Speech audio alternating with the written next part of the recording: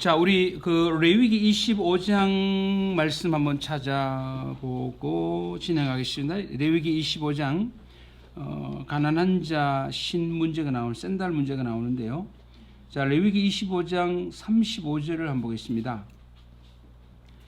레위기 25장 35절에 보면 너희의 동족이 비난하게 되어 빈손으로 너희의 곁에 있거든 너는 그를 도와 객이나 우고하는 사람처럼 너와 함께 생활하게 하되 이자를 취하지 말라.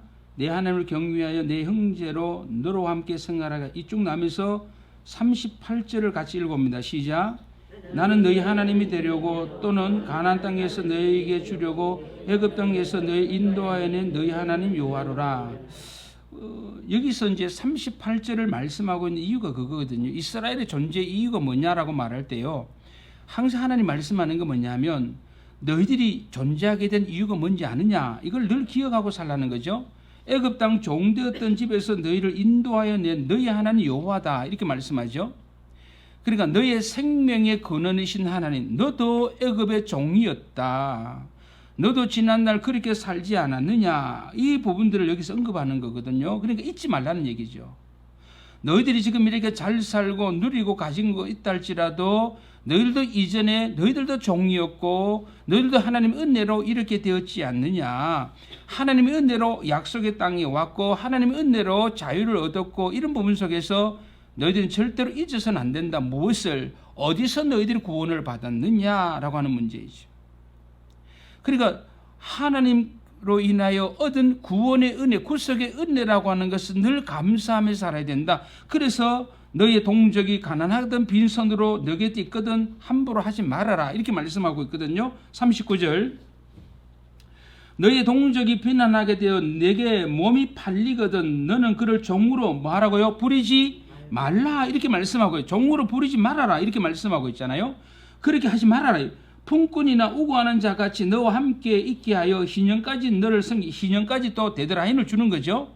그때는 또 자유를 다 줘야 된다, 이렇게 말씀하고 있잖아요. 자, 그러면서도 42절을 보니까 그들은 내가 애굽 땅에서 인도하여 낸 바 나의 품꾼인즉 종. 그러니까 지금 계속 얘기하는 것은 뭐냐면 여기서도 마찬가지잖아요. 그가 누구고 너가 누구니 이 말이에요. 너도 거기서 그랬고 그도 마찬가지다, 이렇게 말씀하고 있잖아요. 그래서 여기서 우리가 항상 잊지 말 것은 뭐냐면 너희들 스스로가 종이었다. 그래서 너희들이 애굽에서 구속받았다. 그래서 너희들이 하나님의 자녀가 되었다 라고 하는 사실에 있어서 구속의 은혜를 제발 잊지 말아라. 하나님의 은혜를 그냥 눈을 들어서 하늘을 바라보는 것을 끝내지 말고 하나님 은혜가 어디에? 내 옆에 있는 형제 자매들에게 그 은혜가 계속 나타나야 된다라고 말씀하는 거죠. 뭔지 이해되시죠? 하나님 은혜라고 하는 것을 입술로 그렇게 하지 말고 하나님의 구속의 은혜를 너가 알고 깨닫는다면 이 은혜가 어디로? 너의 곁에 있는 가난한 자나 너의 곁에 있는 어려운 자들, 그들에게 이 은혜가 흘러 넘쳐야 된다, 이렇게 말씀하는 거거든요. 제가 지난주에 교회 설교하면 그런 얘기했어요. 교회에서 구제헌금 하잖아요. 여러분, 구제헌금을 우리가 하는데 구제헌금, 불이 이웃 성금 돕게 하는 게 아닙니다. 교회 안에서. 여러분, 교회 안에서 구제헌금을 한다, 이 말할 때 뭐 없는 사람, 불쌍한 사람 뭐 하나 더 준다, 이런 마음 가지면 성경적인 게 아니에요. 그거는 우리 고린도후서 8장 9장에 나오지만은요, 성경에서 말하는 구제금은 평균케 하는 원리예요. 평균케 하는 게, 균등케 하는 원리라고요. 그게 성경에서 구제금의 원리예요. 뭔지 이해됩니까? 불쌍하니까 당신 떡 하나 먹, 이게 아니고 이 사람도 나와 평균, 나와 균등한 삶을 이게 아버지 마음이라 이 말입니다. 그 초대교회가 왜 칭송을 받았느냐? 핍절한 사람 왜 없었겠어요? 없다 그러잖아요. 성경에는요. 왜 그래요? 있는 자들은 내놨다 그러잖아요. 그 교회 안에 무엇이 있었습니까? 평균케 하는 원리, 균등케 하는 원리가 교회 안에서부터 있었고 세상 사람이 그걸 칭송했더라, 이렇게 말씀하고 있잖아요. 그 우리가 교회에서 우리 구제금을 하고 뭐 어려운 사람을 도와준다 그럴 때 마치 우리 마음속에 생생되는 것처럼 불이익 성금 내는 이런 마음 가지면 실패하는 겁니다. 하나님이여, 나도 일주일에 영화 한 번 보는데 저 사람도 나왔다고 영화 한 번 보게 해달라는 그런 마음으로 해야 되는 거예요. 나도 한 달에 한 번 소고기 사 먹습니다. 저분도 한 달에 한 번씩 소고기가 아니고 소고기를 이런 마음으로 해야 된다 이 말이에요. 그게 평균케 하는, 균등케 하는, 평균케 하는 원리가 성경 속의 구제 원리입니다. 불을 돕게 하는 게 아닙니다. 그래서 우리 성도들은요, 하나님께서 나에게 은사와 재능의 부분을 생각할 때 물질에 대한 재능을 주셨고 그걸 나누는 거예요. 다 이게 아니고요. 항상 그런 마음을 가져라. 강박하면 안 된다. 너무 모질게 하지 말아라. 너가 고기 먹을 때 고기 먹지 못하는 성도 한 번만 생각해라. 너만 구속의 은혜를 갖고 너만 약속의 땅에서 하나님 은혜 이거 하지 말고 너와 같은 동족이 이웃이 형제 자매가 교회 안에 있는데 그들이 지금 이 순간은 굶주리고 있지 않느냐 한번 돌아보라는 얘기예요. 그런 마음을 가지는 것이 구속의 은혜를 아는 신자의 마음이다 이 말이죠. 그래서 우리 성도들은 그래요. 물론 매일 그건 아니랄지라도 항상 우리가 가져야 할 마음, 그 마음을 가져야 돼. 하나님, 내 옆에 있는 저 성도도 나와 똑같이 살았으면 좋겠다는 그 마음. 그러지 마세요. 아이고 공부도 지지를 못했나 보다. 요새 왜 돈 못 벌어? 나가면 돈 버는데 흔해 빠진 돈 버는데 뭐 그래 싸지 뭐 이런 얘기 하지 마요. 교회 안에서. 그런 얘기 하지 마세요. 교회 안에서. 알겠죠? 그건 교회가 안 돼요. 그러면 교회는 언제나 주님의 구속의 은혜에 감사해서 그게 너무 고와서 내 것을 내 것이라고 생각하고 나누는 거예요. 콩도 반으로 나누는 것처럼 나누어서 평균케 하는 원리, 평균케 하시는 하나님이시다. 그렇게 말씀해 주고 있잖아요. 오늘 여기 말씀하는 것도 동일하게 애굽 땅이라고 하는 계속 언급하지 하나님이요. 그거 기억해야 된다. 너도 애굽 땅의 종이었어. 애굽 땅에 너 아무것도 없는 거 알잖아. 은혜로 여기 인도한 거 알잖아. 내가 독수리 날개로 생명 싸개로 너를 싸서 내가 너를 업어서 여기까지 왔어. 오늘 이 말씀을 여기서 계속해서 언급해 주고 있잖아요. 자, 신명기 8장으로 가겠습니다.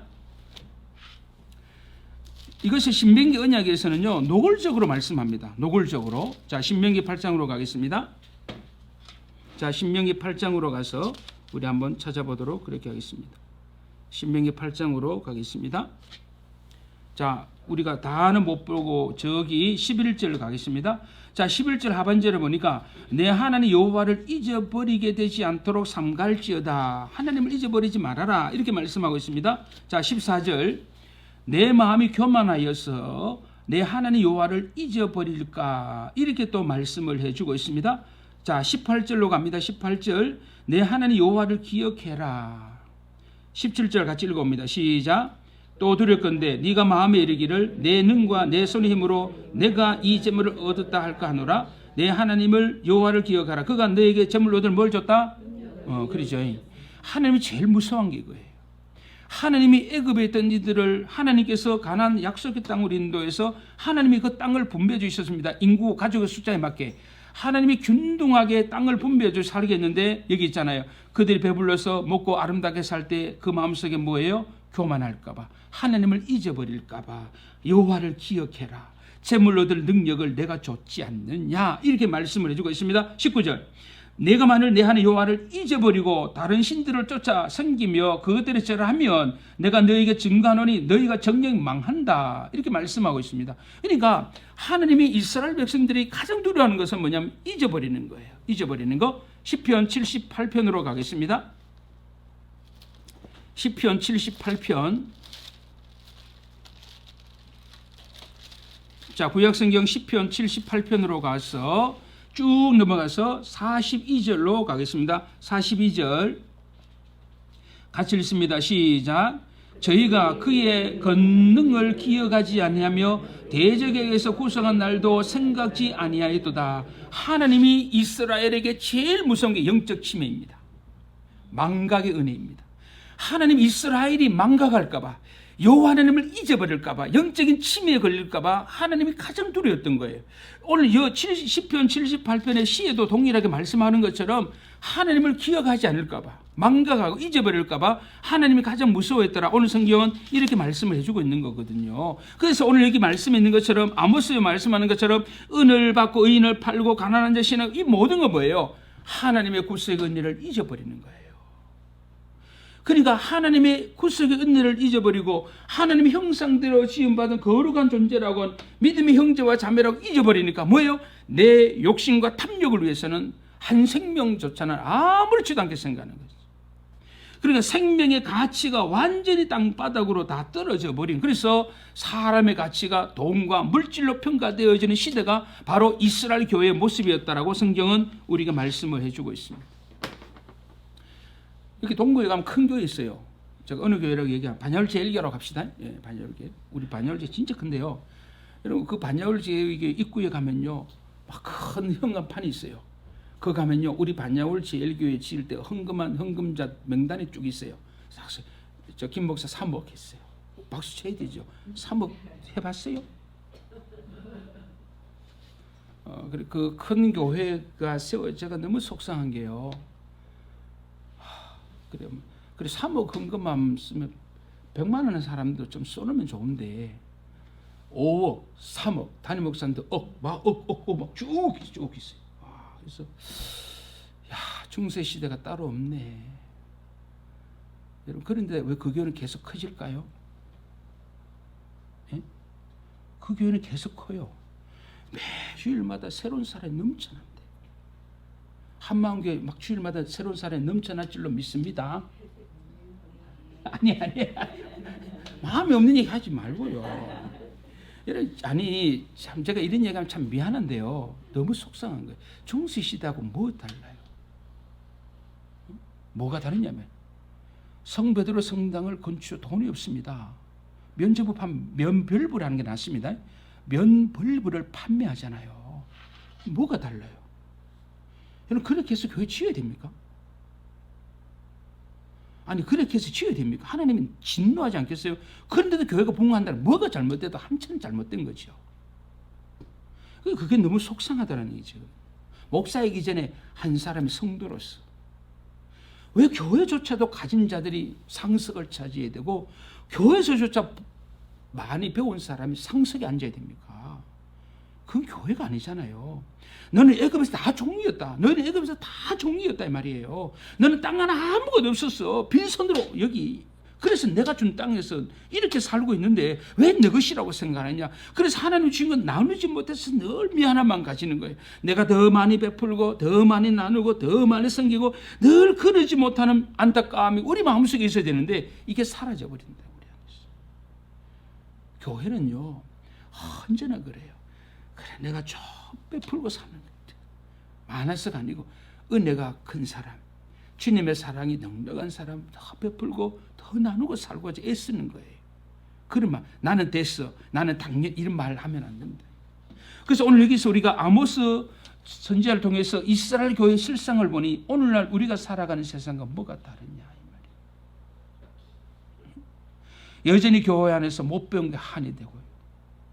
교회 안에서 돈이 없는 게 한이 되어지고 좋은 아파트에 못 사는 게 한이 되어지고 어떻게 교회가 이렇게 되냐 이 말이에요. 이게 아니잖아요. 우리가 초등학교 나온 사람도 장로가 될 수 있어야 돼요.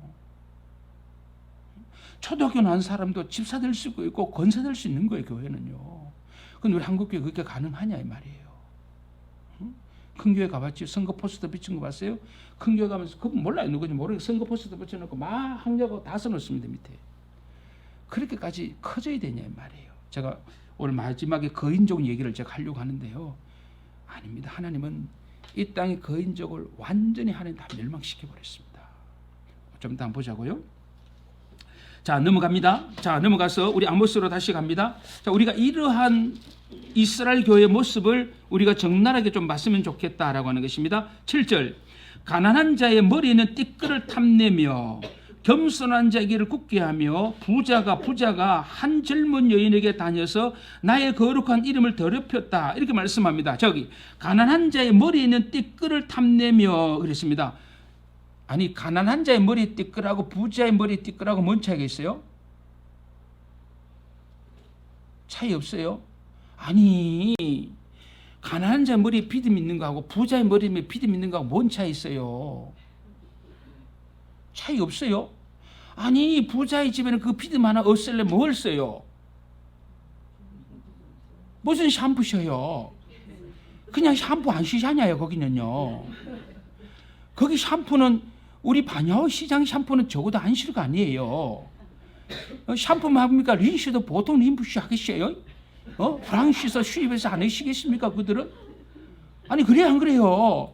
아니 부자의 머리는 띠끌, 가난한 자 머리 띠끌은 별 차이 없을 텐데 그 띠끌 하나 지가 하는 걸 보니까 저 프랑스에서 오는 사람이고 시장에서 오는 사람이 있는데 얼마나 차이 나냐 이 말이에요. 근데 여기 뭐라 그랬어요? 가난한 자 머리 띠끌도 뭐 한다?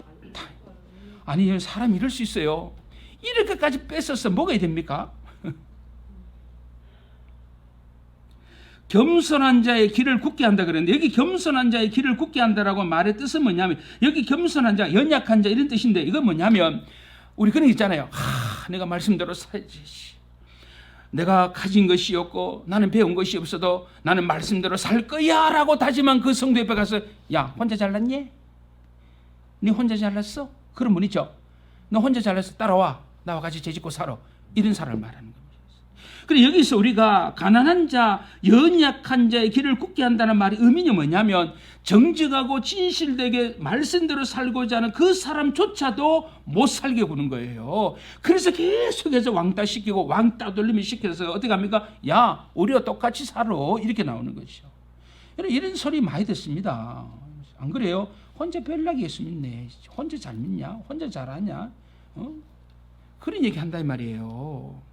뭔가 내가 좀 더 진실되게 살고 정직하게 살고 말씀대로 살아보려고 하면 그냥 두면 좋은데 계속 옆에 못 살게 그래요. 너 혼자 그렇게 산다고 바뀌지 않아. 너 혼자 그렇게 별나게 하면 찍혀. 너 그렇게 살지마 하면서 결국 같이 가버리는 거예요. 여기서 말씀하고 있는 내용이 바로 그거예요. 겸손한 자에게 이렇고 그 다음에 부자입니다. 아버지와 아들이 한 젊은 여인에게 다녀서 나의 거룩한 이름을 뭐 했다 그랬습니까? 더럽혔다 이렇게 말씀을 해주고 있습니다. 여기 잘 보시기 바랍니다. 여기서 한 젊은 여자 이 번역은 바꾸셔야 됩니다. 여기서 한 젊은 여자라고 하는 그 시브르에 대한 정관사가 붙어 있습니다. 정관사가 붙어 있는 젊은 여자이기 때문에 여기서는 동일한 여자로 보셔야 됩니다. 동일한 여자 알겠죠? 아들이 아버지 아내를 취했다 이렇게 되는 거죠. 자 아들이 아버지의 아내를 취했어요. 동일한 한 여자를 아버지하고 아들이 이렇게 되어지는 것입니다. 자, 우리가 이것을 한번 찾아봅시다. 신명기 22장으로 한번 가보겠습니다. 구약성경 신명기 22장. 자, 신명기 22장. 자, 신명기 22장 30절로 가서 우리 한번 찾아서 같이 한번 읽어봅니다. 신명기 22장 30절 시작.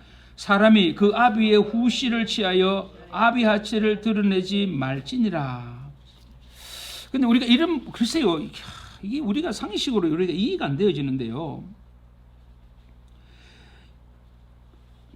이 성의 문제는요. 뭐 성의 문제라고 하는 부분들은 뭐 시대를 초월해서 뭐 사람이 있잖아요. 뭐 돈을 가지고 명예를 가지면 그다음 뭐 하겠어요? 죄 짓는 것밖에 없어요. 죄의 정점이 성적인 죄거든요. 그러니까 성적인 문제는 하나님의 형상을 파괴하는 겁니다. 이거는요.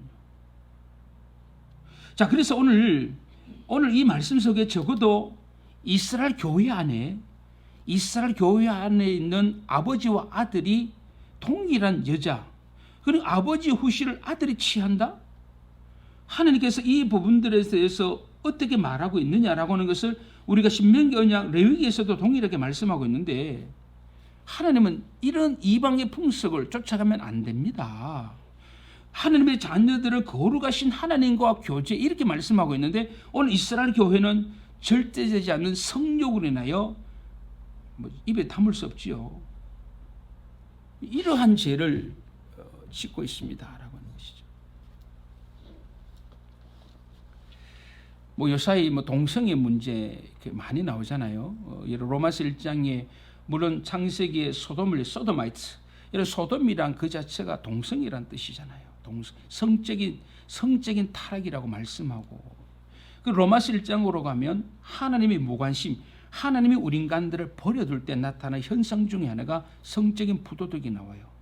남자가 순리대로 여자가 순리대로 이렇게 말씀하고 있잖아요. 그 부분 속에서 동일하게 말씀하는 게 뭐냐면 하나님께서 내어버리니까 사람이 아니고 사람이 뭐가 돼요? 짐승이 되어버리는 겁니다. 여러분 짐승이 동성애 합니까? 안 합니까? 여러분 짐승이 동성애 해요? 안 해요? 여러분 짐승이 동성애 한단 말 들어봤어요? 근데 사람이 왜 동성애를 해요? 인권이라고 하는 미명하에 하나님의 창조의 질서가 파괴되어지는 것에 대한 교회가 번거리가 되어 있습니다. 이런 부분. 그러니까 하나님의 말씀은 인권의 위에가 있는 이런 시대가 오늘 우리가 살아가는 시대가 되어버렸다라고 하는 것이. 우리 성경은 이성입니다. 이성. 하나님은 한 남자와 한 여자 이렇게 말씀하고 있잖아요. 이성이거든요. 동성애를 하나님이 그 하나님의 창조의 질서 거기 있는 건데 오늘 이 창조의 질서가 인권이라고 하는 어떤 성적 지향성이라는 부분. 그 오늘날은 생물학적인 성을 말하지 않고 사회적인 성을 얘기하잖아요. 그러잖아요. 동성애자들 얘기하는 것이 바로 생물학적 성을 얘기하는 것이 아니고 사회적인 성을 얘기하는 거죠. 그러니까 사회적인 성, 내가 선택할 수 있다는 거죠. 생물학적 성이라고 하는 것은 하나님이 남자로 태어나게 하시고 여자로 태어나시면 하나님이 태어나게 하신 대로 살면 돼요. 오늘 우리는 성이 그 문제가 아니잖아요. 뭐예요? 오늘 우리가 말하는 성은 뭐예요? 내가 선택하겠다는 겁니다. 내가 성적 지향성이 여성스럽고 여성의 호르몬 여기면 내가 스스로 성을 선택하겠다는 거잖아요. 이것은 성경이 말하는 성이 아니에요. 이런 성적 지향성이라고 말하는 사회적인 성이라고 하는 것은 성경은 생물학적인 성입니다. 오늘 우리가 말하는 동성은 사회적인 성이거든요. 그러니까 내가 선택하겠다는 겁니다. 내가 남자로 살면 남자로 살고 여자로 살면 내가 여자로 살겠다는 거거든요. 이게 사회적인 성의 문제예요. 하나님은 그 성을 얘기하지 않는다는 거잖아요. 자, 창세기 한번 1장으로 가겠습니다. 아니 세상이 아니 교회 안에서 교회 안에서 자 창세기 2장 창세기 2장 18절 창세기 2장 18절 같이 읽어요. 시작.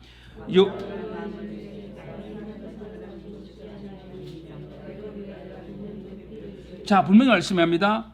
하나님께서 남자가 혼자 있는 게 좋지 않더라 이렇게 말씀하죠. 하나님이 좋지 않아서 돕는 배필을 짓겠다고 말씀하고 있습니다. 그렇죠? 자 그리고 나서 24절 남자가 부모를 떠나 누구와 연합하라고요? 누구와? 그 여자 아니에요? 그 여자와 연합하여 둘이 한 몸을 이룰지라. 아담과 그 여자 두 사람이 아닌데 왜 우리 성경은 아내라고 했을까요? 자 우리가 2장 18절에서 분명히 말씀합니다. 남자가 혼자 있는 것이 하늘 무엇이 좋지 않더라 이렇게 말씀합니다. 여기 좋지 않다는 건 무슨 뜻이죠? 빨리 대답해주세요. 빨리 끝나요. 자 좋지 않다는 건 뭐예요? 나쁘다는 거예요? 아니 왜 알면서 모른 척 하세요? 저를 테스트하고 있는 거예요 지금?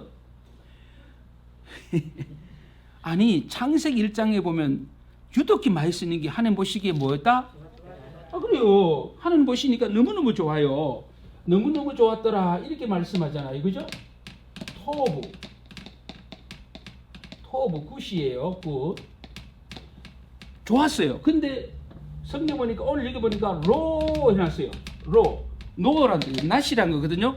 토브에 좋지 않다 그랬어요. 자 분명히 남자가 혼자 있는 게 안 좋았어요. 그건 나쁘다는 뜻입니까? 그건 진짜 유치원들이 얘기하는 거예요. 창세기 1장에서 좋았더라, 매우 좋았더라, 심히 좋았더라 그러잖아요. 그러니까 여기 창세기 1장에서 토브라고 하는 좋다라고 하는 것은 선과 악의 개념으로 윤리 도덕적인 개념으로서 선을 말하는 게 아니다 이 말입니다. 그러면 여기서 말하는 선은 뭐예요? 오늘 여기 잘 보세요. 성경이 다 나오는데 조금만 관심을 가지면 다 알 수 있는데 안 보니까 그러는 거예요. 자 1장 11절 자 1장 11절 하반절 봅니다. 자 감옥을 내라 하시면 그 다음 시작 1장 11절 시작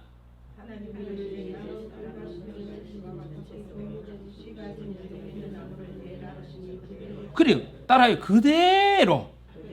왜 이걸 가볍게 생각해요? 15절 하반절에 보니까 그대로 뭐 했다고요? 그대로 되니라 이렇게 말씀하잖아요. 24절에도 그대로 그러죠. 자 창세기 1장의 토브, 굿이라고 하는 것은 성과 악의 개념이 아닙니다. 윤리 도덕적인 개념으로 성과 악의 개념이 아니고 여기서 말하는 선이라고 하는 것은 우리가 흔히 말해 윤리학에서 말하는 것은 한 목적성입니다. 한 목적성이다 이렇게 말씀하는 거예요. 한 목적성 이거 말하면 뭐냐면 창세기 1장의 선이라고 하는 것은 하나님의 의도대로 되어진 게 선이에요. 하나님이 이렇게 짓겠다고 의도했잖아요. 그 의도하신 대로 그대로 되어진 게 뭐다? 선이에요.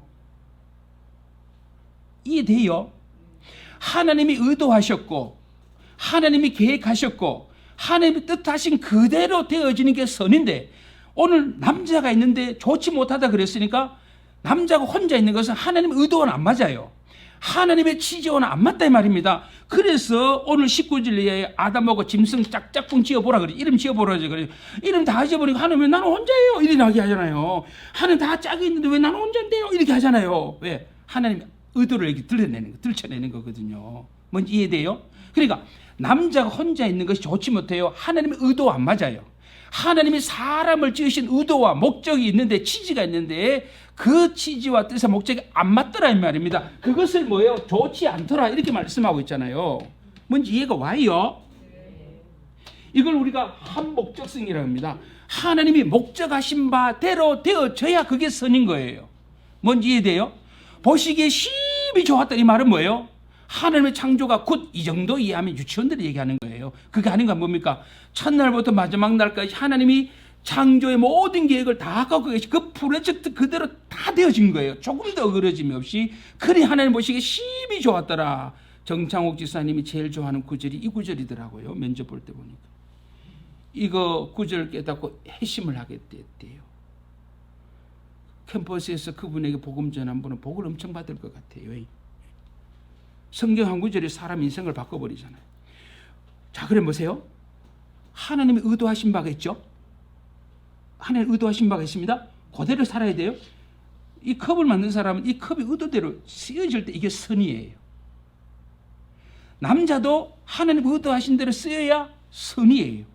여자분들도 하나님 의도하신 곳에 있어야 선이 되는 거예요. 근데 이걸 이탈해 있다, 이건 선하지 못한 거예요. 아시겠죠? 윤리도덕적인 선의 개념 아닙니다. 자, 그런데 보세요.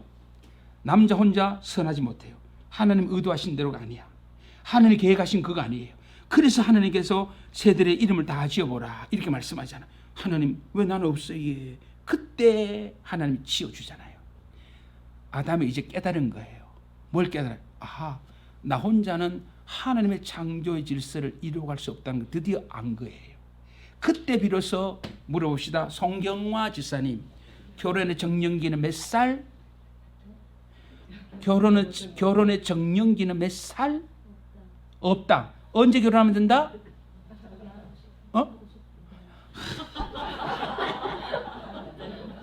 아니 왜 좀 잘 나가다 싶었는데 이 삼천포가 문제야. 삼천포.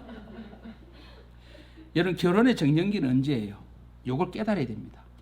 내가 왜 결혼해야 될 깨달아. 아담이 돕는 베풀이 없으므로 하나님이 지시잖아요. 아하, 결혼의 정년기는 언제다? 하나님, 나 혼자서는 하나님의 창조의 질서, 나 혼자서는 주님의 교회를 내가 도저히 혼자 섬길 수 없습니다. 배필을 주셔야 주님을 진짜 잘 섬기시고 때 결혼하면 돼요. 그게 뭐 40대에서 깨달으면 40에 결혼해도 되고 30에 깨달으면 30에 결혼해. 그것도 모르고 결혼하면 어떻게 해요? 성경 의사님, 결혼 취소. 문화 웨딩 가서 취소해, 취소. 아니, 여보, 건서방 오거든. 여보, 앉아봐라. 오늘 내가 성경을 배웠는데 당신은 결혼 취소다. 이거 어디 뭔 일이 있는 겨도 뭔 일이 막 우리 결혼 왜 했지? 모르지. 왜 했어? 내가 그래 좋았어? 막 이렇게 하죠. 그러니까 결혼의 정년기는 하나님이 왜 남자를 만드셨고 남자 혼자서는 도저히 하나님 뜻을 이룰 수 없고 그것을 깨달을 때 결혼하면 돼요. 뭔지 얘기. 그러니까 부모들은 이걸 자녀들 깨닫게 해줘야 되겠죠. 이놈의 자식아, 나이가 34인데 네가 내 교회를 창피해서 못 나게 했더니 내 교회를 옮기든지 내가 어떻게 해야 되지? 내가 네 때문에 알아서 내가 나갈게. 나가라 뭐 이렇게 해가지고 뭐 이상하게 돼버리잖아요. 그러면 안 돼요. 그러니까 하나님이 아담으로 하여금 절치를 깨닫게 하는 것이죠. 하나님이 진짜 기가 막힌 분이 이런 거 보면요, 저거는 바로 지어질 것 같은데 안 지어지고 혼자 딱 놔뒀다가 야, 새 이름 한번 지어봐, 코끼리 이름 지어봐. 다 쌍이 있는데 왜 나는 없지? 하나님이 스스로 결혼, 배필 이 얘기하잖아요.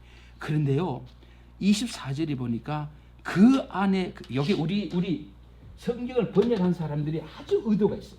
이런 걸 보면 자, 남자는 누구하고 살아야 돼요? 여자하고 살면 안 돼요. 아내하고 살아요. 여기 있잖아요. 여기 24절과 25절을 보면 보통 우리가 히브리어로 그 남자는 이씨, 여자는 이샤라고 얘기하거든요. 그러니까 어근이 같아요. 이씨, 이샤 이러거든요. 이씨, 이샤 그러거든요. 남자, 여자 근원이 같아요. 한 뿌리예요. 알겠죠? 그러니까 남자, 여자. 그러니까 24절에도 그 여자예요. 원래 그 히브리 원문에 보면 이샤로 돼 있어요. 여자. 그 여자로 돼 있는데 여자라는 거하고 아내는 다르잖아요. 아니 보세요.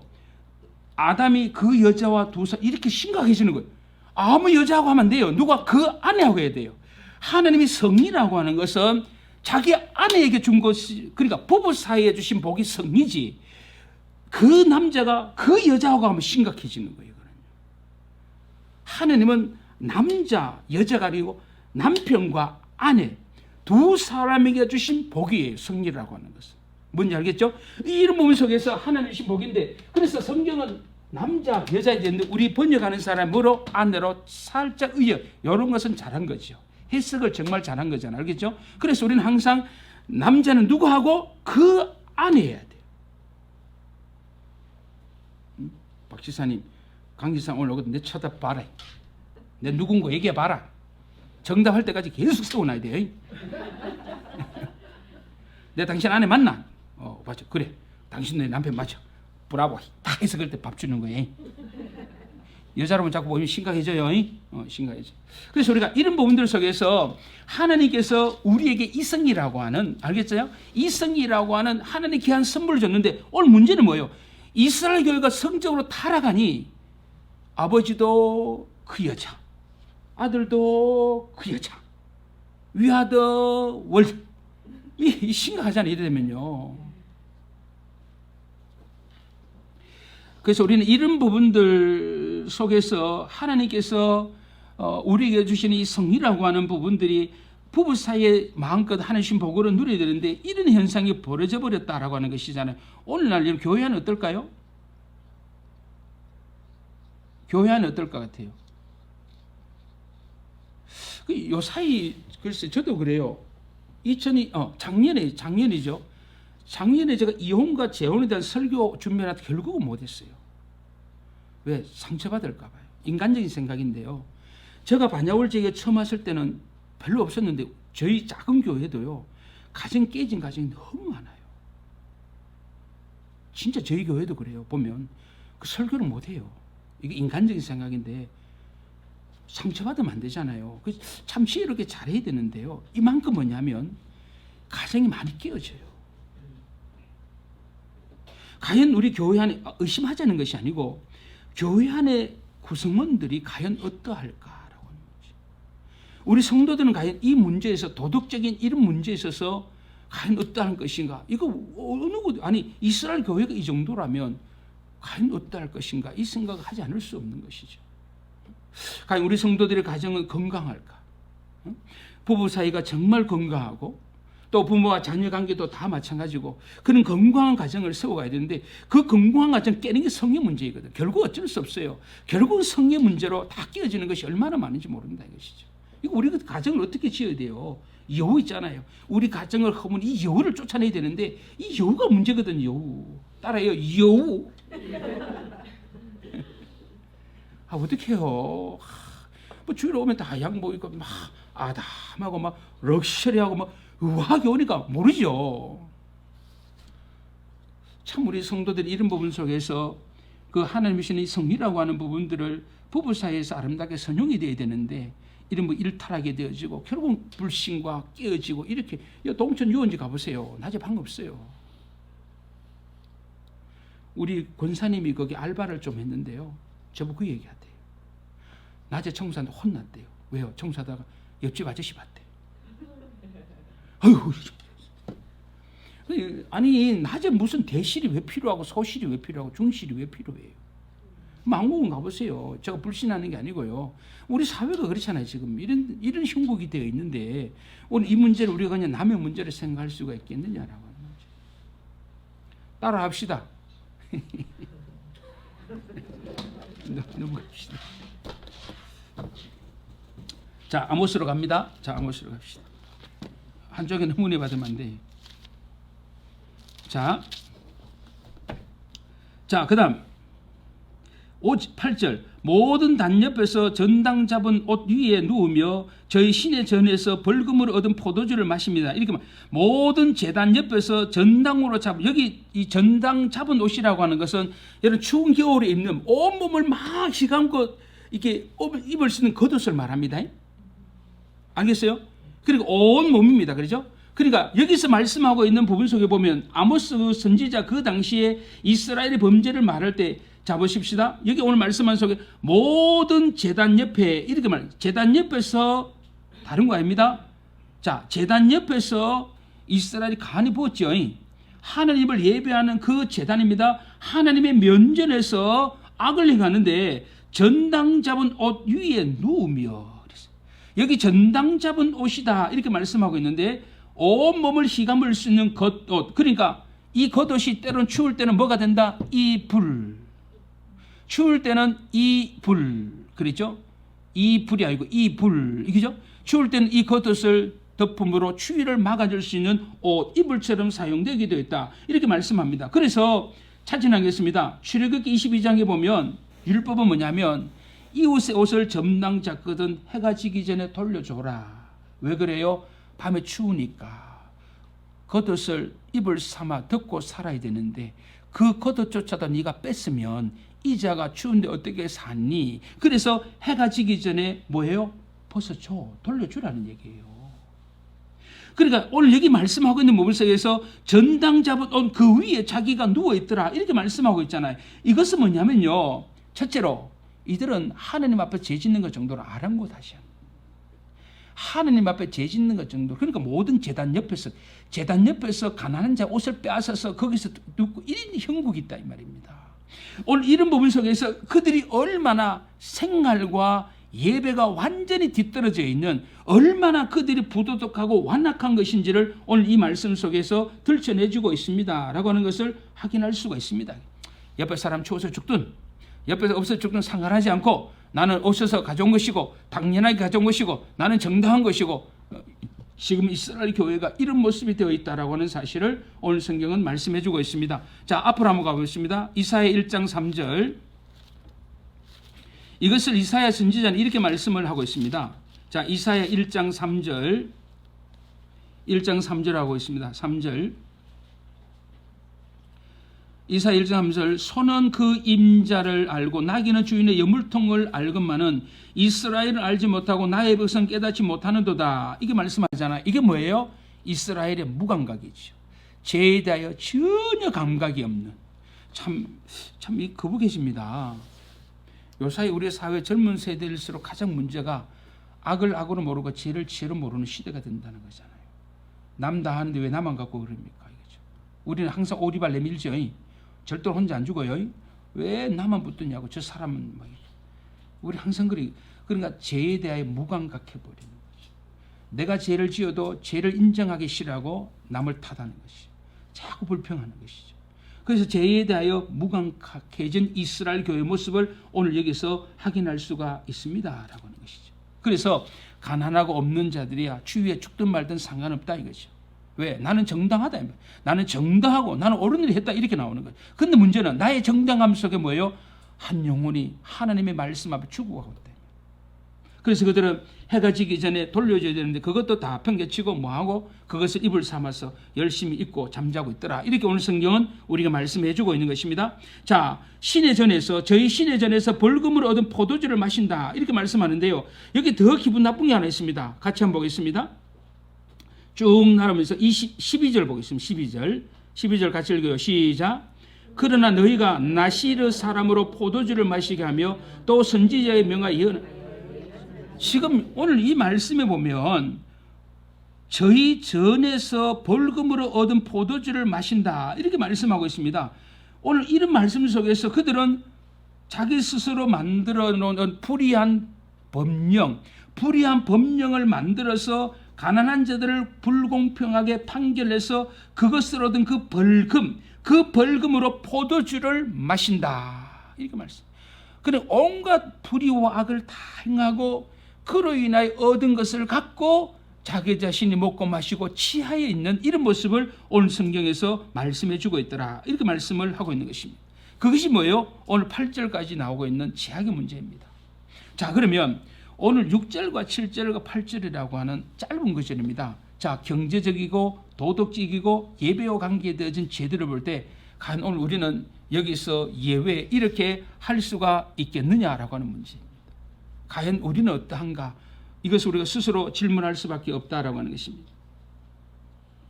자, 그러면 우리가 이 부분들 속에서 같이 한번 봤으면 좋겠는데요. 혹시 그 책 중에 여러분 이 도피성도라고 하는 책이 있습니다. 가나안 성도 메이저 출판사가 아닌데요. 우리 시대라고 하는 출판사, 그러니까 경기도의 그 고향에 있는 빛과 소금의 교회를 섬기시는 신동식 목사님이 쓴 책인데, 이 도피성도라고 하는 이분이 기독교 윤리실천운동 일을 많이 하거든요. 이분이 도피성도, 가나안 성도에 대한 얘기를 책으로 써놨는데 굉장히 동의가 됩니다. 거기 보면 도피성도, 가나안 성도가 출현할 수 있었던 토양이 뭐냐, 왜 우리 한국 교회 안에 도피 가나안 성도가 왜 자꾸 생길까라고 하는 문제, 그 문제를 이분은 이렇게 진단합니다. 첫째로 도덕적인 타락을 얘기합니다. 도덕적인 타락이다. 이게 뭐냐면 교회가 거룩성을 상실해버렸다. 교회가 거룩성을 상실해버렸다. 이것을 이분이 첫째로 들고 있어요. 그것이 바로 가나안 성도가 발생되어진 이유가 되지 않느냐, 이게 나와요. 두 번째는 뭐냐면 신학의 빈곤이라. 신학의 빈곤이 나오는데 이분이 얘기하는 것이 이신증의입니다. 가톨릭은 이신득입니다. 우리는 이신증이라고 말하고 가톨릭은 이신득입니다. 내가 의를 획득해내는 거예요. 우리는 의롭다고 칭하여 주는 겁니다. 절대로 이건 내게 없어요. 근데 이분이 얘기할 때 왜 우리 한국의 가나안 성도, 도피 성도가 왜 많이 생길 수가, 그 토양이 뭐냐라고 말할 때 이신증의의 신학의 부재다. 왜? 우리가 믿음으로써 의롭게 된다 그러니까 뭐가 나와버려요? 그래? 믿음으로 구원한다 그러니까 행함을 가벼이 여기는 거예요. 우리가 선행구원에 대해서 잘못됐다고 하는 좋은데, 문제는 믿음으로 의롭게 되었다고 했을 때 그 믿음이라고 하는 행위를 배신하지 않는 건데, 이 본석에서 우리가 잘못되어진 건 뭐예요? 잘못된 구원관이 한국교회를 판쓸고. 그래서 보네퍼, 이 보네퍼 참 이런 신학자가 있다는 게 그 사회가 참 대단한데, 이분이 쓴 책이 여러 가지 있는데 그중에 값비싼 은혜가 아니고 뭐예요? 값싼 은혜. 값싼 은혜라고 하는, 이분이 굉장히 얘기 많아요. 값싼 은혜, 싸구려 복음, 싸구려 복음, 값싼 복음이라는 말을 굉장히 얘기 많아요. 히틀러한테 대들다가 젊은 나이에 죽었잖아요. 그래 이분이 독일 교회를 바라보면서 한탄했던 게 뭐냐면 싸구려 복음이 교회를 판쓰고 있다는, 값싼 복음이, 흔해 빠진 복음이라고. 그러니까 정말 복음이 얼마나 값비싼 복음인데 값비싼 복음이 아니고 싸구려 복음이 되어버렸다, 이렇게 나오죠. 그러니까 믿음으로 구원 없다, 이 잘못 이해해서 뭐예요? 행함이 없는 거예요. 구원받은 신자들이 구원에 합당한 삶을 살지 않는 거예요. 예수 믿는 사람이 더 많이 죄를 짓고 더 많은 악을, 회사 가면 거짓말, 회사 가면 거짓말 잘하고 게으르고 뭐 농땡이 치고 뭐 거짓말하고 불성실하고, 그거 안 되잖아요, 우리 믿는 사람들. 그러니까 이 여기서 말씀하고 있는 부분도 신학의 부재라고 하는 것이 바로 이신칭의 왜곡이 있다, 잘못된 구원관이다. 그래서 믿음으로 구원한다는 것이 행위를 부정한 것이 아닌데, 그래서 우리는 선행으로 구원 얻는 것이 아니지만 그 구속의 은혜에 감사를 뭘로 하느냐? 선행으로 한다, 이렇게 말씀하셨어요. 그거거든요. 제가 이번 장로고시내에서 마지막 문제, 왜 선행을 행합니까? 이거 문제를 내놨거든요. 왜 선행을 행해야 됩니까, 우리 그리스도인들이? 근데 이걸 상실해버렸다, 한국 교회가. 싸구려 복음이라고 하는 거예요. 싸구려 복음. 복음이 얼마나 값비싼데. 그리고 이분이 세 번째 나오는 건 뭐냐면 기준의 해체입니다. 기준의 해체. 한국교회 기준의, 이게 참 제가 마음에 와닿는 건데요. 이분이 말하는 부분 속에서 기준, 한국 교회가 기준이 없다, 기준이 해체되어 버렸다 이렇게 말씀하고 있는데 이게 뭐냐? 자, 예를 우리가 동성애, 낙태, 이래 쭉 나옵니다. 나오면 교회가 딱 쪼개져 버립니다. 교회 안에 정치 얘기하면 돼요, 안 돼요? 교회 안에 정치 밤새도록 싸웁니다. 답 안 나와요. 쫙 나눠집니다. 일본 대통령 갔다 왔죠? 교회 얘기해 보세요. 쫙 갈라집니다. 우리 사회가 이제 무서운 사회가 됐어요. 뭐냐면 교회가 말씀을 통하여 동성애를 그래 기준이 없다면 한국 교회가 여기 낙태 문제에 대해서도 교회 안에 다 갈라지는 거예요, 전부 다. 그러니 뭐예요? 자꾸 가난 성도가 발생되어진다. 그래서 이 기준이 해치되었다고 말할 때 가장 많이 얘기하는 게 뭐냐면 포스트 모더니즘입니다. 포스트 모더니즘. 탈현재주의라고 해요. 이 포스트 모더니즘이라고 하는 이거잖아요. 이거잖아요. 여기 정점. 구원. 불교는 이렇게 구원했고, 이슬람은 이렇게 하고, 그 다음에 뭡니까? 힌두교는 이렇게 했고, 가톨릭은 좋고, 자, 다 구원, 다 천국을 얘기한다. 그런데 단지 뭐가 다르다? 가는 길이 조금 다르다. 이게 포스트 모더니 종교다원주의거든요. 제가 얘기했잖아요. 지난 주일에 인간극장에 이거 나왔죠? 지난 인간극장 보셨죠? 비군 이분이 성악을 하셨고, 거기 목사님이, 거기에 원불교 주무님이, 또 신부님이 막 같이 찬불가 부르고 막 그거 하는 거 봤죠? 그러면서 원불교 그분이 뭐라 그래? 인터뷰하면서. 모든 종교는 다 같은데, 가는 길이 다른 거 아닙니까? 남들들은 얼마나 좋아요. 세상 사람 보면 진짜 좋죠. 기독교는 그 말씀 들으면 어떻게 됩니까? TV를 끈다. 리모컨을 버린다. 이렇게 되죠. 아니, 세상으로 봤을 때는 포스트 모더니즘이 얼마나 좋아요. 같이 잘 지내는데 우리 싸우지 말자, 서로 인정하자, 다 좋아요. 근데 문제는 이분이 구원은 하나인데 가는 길이 다르다. 우리 예수님이 그렇게 말씀합니까? 이건 아니잖아. 우리가 이분들과 사회적인 일 좋아요. 다 할 수 있어요. 그러나 이건 아니다 이 말입니다. 이것까지 포기한다면 이걸 떠나야 되는 거지 우리가. 그러니까 기준이 해체되어 버렸다라고 하는 부분 속에서 포스트 모더니즘, 종교다원주의가 등장하면서부터 절대로 말을 쓰지 마라 교회 안에서. 그래 종교 차별 그 문제가 제일 문제가 목사님이 절대로 말씀에 이제 걸리는 거죠. 설교할 때도 절대 유일한 이런 말을 쓰지 말라는 얘기예요. 저는요. 교회만이 구원이 있고 하느님만이 유일하신 얘기 하지 말라는 얘기예요. 그것이 우리 이런 부분들 속에서 우리가 어떻게 하냐 이건 있을 수 없는 얘기잖아요. 근데 오늘 우리 문화가 이렇게 자꾸 몰아가잖아요. 이렇게 모든 종교가 하나라고 하는 자꾸 몰아가는 시대가 되었잖아요. 우리 여기서 어떻게 살아났냐 말이죠. 그래서 우리가 살아가는 이 시대 속에서 오늘 왜 우리 사회에 가난한 성도가 이렇게 많이 생길 수밖에 없는 그 토양이 이런 토양이다. 그러니까 뜻이 있고 생각이 있는 사람 교회를 떠난다. 젊은 사람들이 특별히 교회가 왜 교회가 어정쩡하거든요. 답을 못 해준다 이 말이죠. 그래서 우리가 이런 부분들을 우리가 바라보면서 오늘 이스라엘 교회의 모습을 우리가 여전히 보고 있습니다만 그 이스라엘 교회의 모습을 오늘 우리 시대 통해도 우리와 전혀 어색함이 없는 우리가 이런 모습을 오늘 말씀 속에서 바라보게 된다라고 하는 것입니다. 그래요. 진도를 나가야 되는데 오늘은 여기까지 합시다. 9절 이하에 해야 되는데 그죠? 시간이 안 돼요. 시간이 안 되는데 그래 우리 오늘 여기까지만 일단 나누기를 하고 말씀을 전하는 저도 마찬가지고 우리 같이 고민해야 되는 시대를 살아갑니다. 참 갈수록 참 어려운 시대입니다. 없어서 어려운 시대가 아니에요. 그러니까 우리가 신앙생활에 제일 어려운 게 뭔지 아냐? 불신자가 아니고 믿는 성도들끼리 어려운 거예요. 우리끼리 생각이 너무 달라요. 우리끼리 생각이 너무 다르고 신앙 고백이 너무 달라요. 그러면 교회 안에 어떤 문제가 생기면 갈라져요. 하나가 안 돼요. 우리는. 이거 어떻게 해요? 우리가 왜 똑같은 하나님의 말씀을 갖고 있는데 교회 안에 어떤 문제만 생기면 답이 안 나와요. 생각이 다 달라요. 그럼 교회가 갈기 무관심으로 흘러가 버리잖아요. 우리가 이런 것을 어떻게 치유해야 될 것인가? 결국은 저는 신학의 부재라고 봅니다. 목사로서. 신학의 부재라고 하는 교리의 부재예요. 교회에서 교리를 안 가르치는 거예요. 교리와 신앙 고백을 가르쳐야 되는데 그걸 가르치지 않는 거예요.